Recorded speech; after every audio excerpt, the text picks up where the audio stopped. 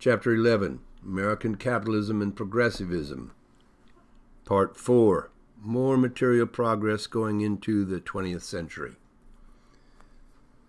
The automobile industry. In the field of transportation, new ideas were quickly being put to use to revolutionize private or personal transportation, the horseless carriage.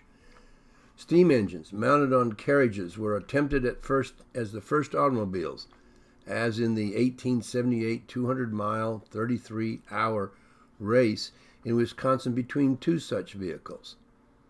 This steam technology used in automobiles, as in the popular Stanley steamer, would continue to develop even into the 1920s, but by that time, gasoline-powered internal combustion engines were beginning to rule the road.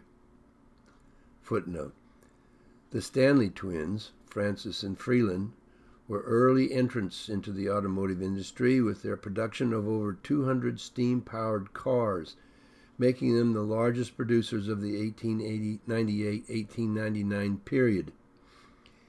In 1902, they founded the Stanley Motor Carriage Company and produced the famous Stanley Steamer, an amazing vehicle which in 1906 was able to reach 127 miles per hour over a 1-mile course at Daytona Beach, Florida. By 1917, their rate of production peaked at 500 cars. But Ford's gasoline-powered internal combustion engine, Model T, cut drastically into their market, and they closed their business in 1924. No single person was responsible for the invention of the internal combustion engine, but it was a technology developed in a vast number of ways, including even the idea of using of gunpowder to fire the device. Inventors in Europe and America built on the discoveries of each other, finding new improvements to patent. In the mid-1800s, the German Carl Friedrich Benz and the Englishman Edward Butler almost simultaneously developed something like modern gas engines to power their automobiles, and the race was on by inventors to build varieties of this new engine. Footnote: Butler's petroleum four-stroked engine was simpler but earlier. Foolishly, British authorities passed a law restricting the speed of his vehicle, requiring a flag-bearing person to walk in front of the vehicle in order to give a safety warning to others, and soon other requirements that stalled British development of the automobile. Benz's petroleum-fueled two-stroke engine came with a battery to fire the spark plugs, a carburetor to regulate the oxygen intake, the clutch and gear shift to engage the engine at different road speeds, and a water radiator to cool the engine, the basics of a modern automobile engine. The competition included a number of American builders. By 1904, the Olds Motor Vehicle Company, founded in 1897 in Lansing, and then later moved to Detroit, Michigan, was the leading mass producer of the American automobile. Footnote: no, Henry Ford did not invent the assembly line. That honor really belonged to the Olds Company, but Ford did perfect it by making it a moving line of assembly. Then when in 1913 Henry Ford introduced his mass-assembled Model T Ford, you could order it in any color as long as it was black, the automobile industry in America grew explosively. At just under $500 per car, approximately $7,000 today, the Model T put ownership of an automobile within reach of millions of ordinary Americans. Henry Ford. Ford grew up in a farm in Michigan but disliked farm life, and instead in 1879 at age 16 took up the work as a machinist apprentice in Detroit. But 3 years later he returned to his father's farm and there familiarized himself with the Westinghouse portable steam engine, leading him to be hired by Westinghouse to service their machinery. On his time off, he studied bookkeeping at a business college, giving him knowledge of the world of business and finance. In 1891, he went to work for the Edison Illuminating Company, becoming a chief engineer in 1893. At the same time, he began his experimental work on gasoline engines, which in turn led him to produce in 1896 a motor-driven four-wheeled cycle.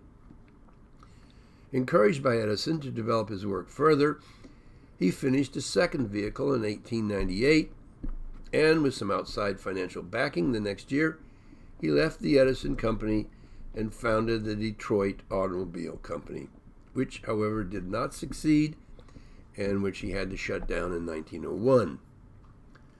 But not one to be discouraged easily, he built yet another model soon after, in which he raced successfully, leading his financial backers to support him in forming in 1901 yet another manufacturing company, the Henry Ford Company. But he left the company the next year, which became the Cadillac Automobile Company, to build a new 80-horsepower automobile, which Barney Oldfield raced famously to victory that same year. He now partnered up with a Detroit area coal dealer, and he proceeded to work on developing an inexpensive model which would market well within the rapidly growing world of automobile ownership. But financing was still tight. He secured some additional backers and in 1903 formed the Ford Motor Company. He then had Oldfield drive his car around the country, attracting wide interest in the Ford model. Then in 1908 he introduced the Model T Ford, inexpensive and easy to drive and repair. It was $825 in its 1908 offering, with Ford being able to drop the price every year after that as he streamlined production and established an efficient system of dealerships. The efficiency jumped even more in 1913 when he introduced the moving assembly line in his factory. Also, his introduction in 1914 of the unheard of $5 per day wage rate for his workers had the effect of stabilizing and motivating his workforce to double their productivity. That same year, he sold over 250,000 of his cars to the public, and by 1918, half the cars on the road were Model Ts. Footnote: by 1927, he discontinued the Model T. He had sold over 15 million Model Ts by that time. In 1918, he made a move to buy the stocks held by other investors, ultimately succeeding in making the Ford family the sole owner of his company. Also during these years, he established manufacturing plants abroad in Europe, and by 1929 he had plants operating on all 6 continents. He believed firmly that bringing the benefits of modern technology to the world would promote peace in the best way possible. Indeed, Ford was an economic idealist, something becoming more prevalent in those days. After the unprecedented disaster of the Great War, that is World War I, the hunger for international peace was immense, and business leaders found it easy to believe that prosperity extended to the people of the world would make the world a happier place. Certainly this was the case for Ford. During the mid-1920s, the Model T found itself falling behind in technology as other manufacturers added new features to their models, and Ford was pressured in part by his son Edsel, to think past the Model T. And thus the Model A was born in 1927, reaching 4 million in sales over the next 4 years. From that time on, Ford made it a policy to introduce new models annually, policy which General Motors had just previously put into practice. Much of the credit of his grand success as a businessman goes to the fact that he was as mindful of his social responsibility as he was of his engineering, financing, and production.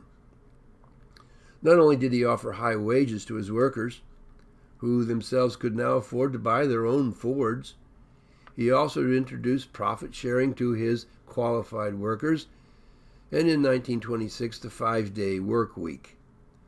But at first he insisted that his workers live responsibly and offered his profit sharing to only those who could demonstrate a respectable lifestyle. He had inspectors constantly looking into his workers' activities. Eventually he backed away from his paternalism and simply made his policies a general practice to all his workers, regardless of their private lives. He was at first adamantly opposed to labor unions and did what he could to keep the United Auto Workers, or the UAW, union out of his operations. He believed that the union bosses were there too easily intoxicated by their own power and merely disruptive influence on business. He hoped that his fair treatment of his workers would suffice to keep the unions away. For a while he was successful, though not without incidents of violence, as the UAW sought eagerly to unionize the Ford Motor Company.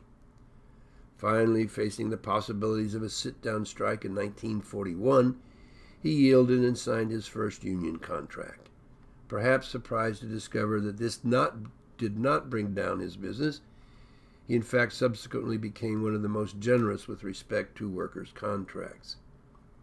He also had in the meantime ventured into the new field of commercial flight, putting into production in 1926 his own commercial plane able to fly, uncomfortably, 12 passengers. Almost 200 of the planes were sold before he closed the business in 1933 due to the Great Depression. Then, with America's entrance into World War II in 1941, he turned to the business of producing the B-24 bomber at his Willow Run plant, at the height of production turning out a B-24 every 58 minutes, for a total of 9,000 planes, or half the total built in America during the war. But by the time the war was over, he was losing his mental powers. His son Edsel had died in 1943, and the company was facing bankruptcy when his grandson, Henry Ford II, took over the business and brought it back to life.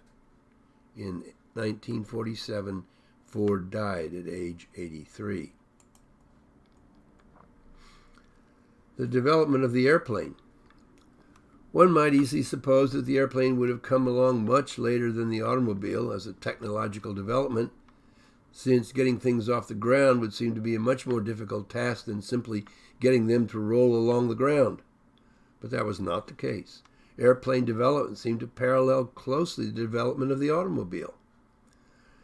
Balloons offered the first possibilities of human flight back even in the late 1700s, and by the late 1800s, airships, or dirigibles with cabins slung below them and with electrical-powered rotary blades to drive them, look as if they might be the route that air flight would take.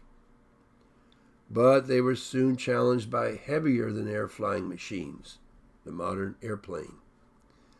Of course, there were a number of inventors across the Western world busily engaged in trying to create just such a flying machine, but the Wright brothers were clearly the real pioneers in the field. Footnote: there is still controversy about the claim of the German-turned American Whitehead, or Weisskopf, of having in 1901 successfully conducted manned flight in Connecticut 2.5 years before the Wright brothers.